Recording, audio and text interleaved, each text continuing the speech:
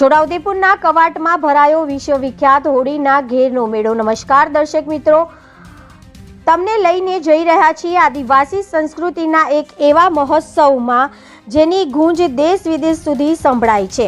છોટાઉદેપુર જિલ્લાના કવાંટમાં પરંપરાગત ઘેરનો મેળો જામ્યો છે, જ્યાં આધુનિક યુગમાં પણ પ્રાચીન સંસ્કૃતિના અદ્ભુત દર્શન થાય છે।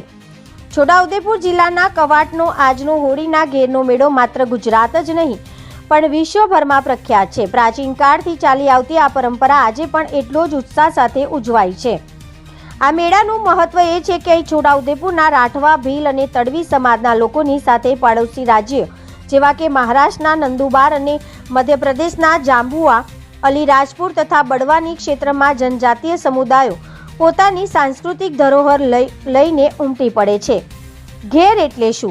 હોળીના ત્રીજા દિવસે ભરાતા મેળામાં ઘેરનો અર્થ થાય છે માંગવું। આ વિસ્તારનો જનજાતીય સમાજ પોતાના પરિવાર, સમાજ અને વિસ્તારના કલ્યાણ માટે હોળી માતાની માનતા રાખે છે। આ માનતા પૂર્ણ કરવા માટે 5 દિવસ સુધી જે કઠિન તપ અને પૂજા કરે છે તેમને ઘેરૈયા કહેવામાં આવે છે।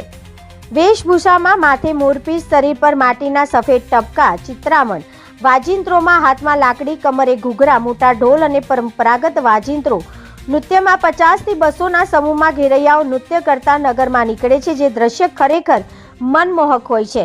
આ અનોખી સંસ્કૃતિને નિહાળવા માટે સ્થાનિક લોકોની સાથે રાષ્ટ્રીય અને આંતરરાષ્ટ્રીય સ્તરે પ્રવાસીઓ મોટી સંખ્યામાં આવે છે। આધુનિક સમયમાં પણ પોતાની ઓળખ અને પરંપરાને જીવંત રાખતો આ મેળો ખરેખર ગૌરવ સમાન છે।